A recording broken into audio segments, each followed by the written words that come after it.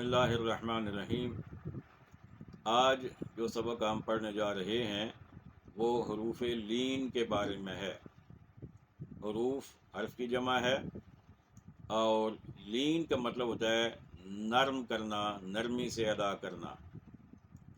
تو یہ حروف دو ہیں، واو اور یا۔ اب اپنے ذہن کو ذرا پیچھے لے جائیے۔ ہم نے پڑھا تھا حروف مدہ۔ حروف مدہ تین ہیں، الف، واو، یا۔ حروف لین دو ہیں، واو اور یا۔ یعنی الف کو درمیان سے نکال دیں تو پیچھے واو لین، دو حروف جو رہ جاتے ہیں وہ لین کے رہ جاتے ہیں، واو لین اور یا لین۔ یہ لین کب بنیں گے؟ یہ اس وقت لین بنیں گے جب یہ ساکن ہوں اور ان سے پہلے زبر ہو۔ یعنی واو ساکن اور اس سے پہلے زبر ہو تو واو لین، اور یا ساکن ہو اس سے پہلے زبر ہو تو وہ یا لین ہوگا۔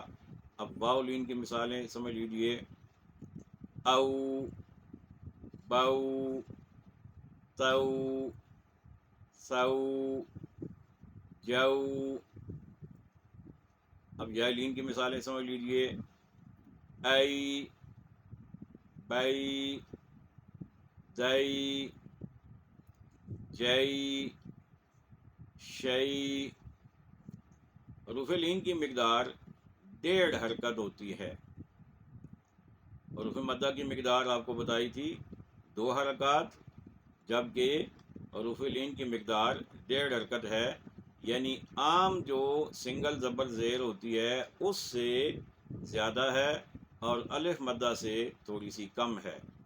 تو یہ حروف لین ہیں، ان کی ادائیگی میں بہت احتیاط کی ضرورت ہے۔ اکثر بچوں کو میں نے دیکھا ہے کہ وہ واو لین یا یا لین کو ادا کرتے ہوئے واو مدہ یا یا مدہ بنا دیتے ہیں۔ تو اس پر بہت زیادہ مشق کی ضرورت ہے، بہت زیادہ پریکٹس کی ضرورت ہے اور توجہ کی ضرورت ہے۔ اللہ تعالیٰ ہمیں قرآن مجید کے ساتھ سچی محبت عطا فرمائے، قرآن مجید پڑھنے کی توفیق بھی عطا فرمائے، سمجھنے کی بھی، درست پڑھنے کی اور دوسروں تک یہ علم پہنچانے کی اور عمل کرنے کی توفیق بھی عطا فرمائے۔